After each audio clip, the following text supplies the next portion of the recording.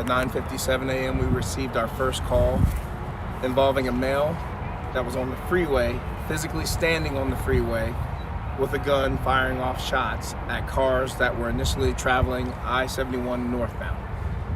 We received several calls about this male, not only Columbus Police, but Delaware County as well were receiving the calls just based on the fact how far north we are when people were calling 911 as far as the dispatch centers. So we continued to receive the calls, and officers obviously were responding in lights and sirens, getting to the scene as quickly as possible to assess the situation.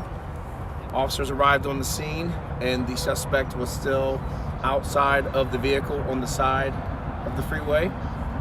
Let me actually back up for a second.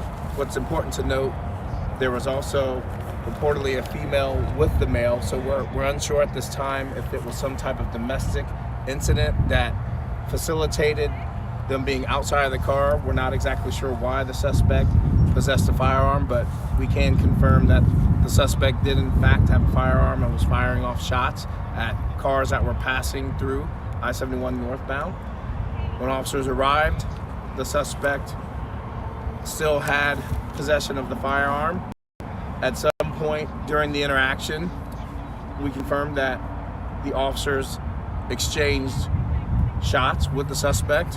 Unclear how many shots were fired between the suspect or the officers, but we do know there was an exchange of gunfire between the responding officers and the suspect at scene. Thankfully, none of the officers were seriously injured in this incident. One officer was transported to the hospital as a precautionary measure out of the incident. Currently, the suspect is in critical condition at an area hospital. We're still awaiting an update on his condition. But like I said before, none of the passengers or the passerbys that their vehicles were struck by gunfire were injured in the incident, but there is significant damage to multiple cars that were passing through prior to the officers' arrival. So again, BCI is on scene and investigating this. We will not be investigating the shooting.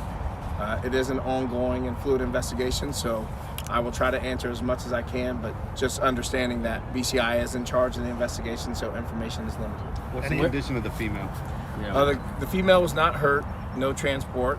Thankfully, no injuries to her that we're aware of at this time. Any idea how many cars were struck, the cars passing by? So from what I could tell at the scene, as close as I could get to the scene, there were at least 3 cars that I could see that were damaged. There may have been more, but I know there were at least 3 cars that were damaged by gunfire. Are they still at the scene? Yes. Do we know the identity of the male who was shooting? We're still working through that. We can just confirm that he appears to be a male adult. But we're not sure of his exact identification at this time, but we're working through that. Was he using a handgun or was he using a different type of weapon?